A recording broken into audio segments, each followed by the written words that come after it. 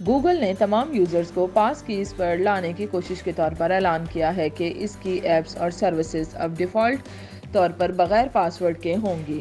یہ اقدام 1980 کی دہائی سے موجود پاس ورڈز کو ختم کرنے اور کسی شخص کی شناخت کی تصدیق کے لیے ایک محفوظ اور زیادہ مؤثر فارمیٹ پر منتقل ہونے کی غرض سے ٹیکنالوجی انڈسٹری کے مابین وسیع تر اتفاق رائے کا حصہ ہے۔ پاس کیز ایک کوڈ کی بائیو میٹرک معلومات جیسے فنگر پرنٹ یا چہرے کی شناخت کے ساتھ جوڑتے ہیں، جسے انہیں یاد رکھنا آسان اور چوری کرنا مشکل ہو جاتا ہے۔ اس سال کے شروع میں پہلی بار متعارف کرائے جانے کے بعد سے گوگل ایپس جیسے کہ یوٹیوب، سرچ اور میپس نئے فارمیٹ کو سپورٹ کرتی ہیں، حالانکہ اس کا استعمال توقع سے زیادہ سست رہا ہے۔ ٹیکنالوجی کمپنی کا کہنا ہے کہ سائبر سیکیورٹی آگاہی کے مہینے کے موقع پر صارفین کو کہا گیا ہے کہ وہ پاس کیز اپنائیں اور دعویٰ کیا گیا ہے کہ نئی ٹیکنالوجی تیز تر اور زیادہ محفوظ ہے۔ گوگل کے پروڈکٹ مینیجرز سری رام کارا اور کرسٹیان برانڈ نے ایک بلاگ پوسٹ میں اس اقدام کی وضاحت کرتے ہوئے لکھا کہ یہ پاس ورڈ کے مقابلے میں 40% تیز ہیں اور ایک قسم کی کرپٹوگرافی پر انحصار کرتے ہیں جو انہیں زیادہ محفوظ بناتا ہے۔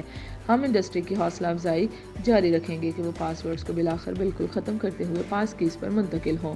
گوگل صارفین جو پہلے ہی پاس کی استعمال نہیں کرتے ہیں، اگلی بار جب وہ اپنے اکاؤنٹ میں سائن ان کریں گے تو انہیں ایک پرامپٹ موصول ہوگا۔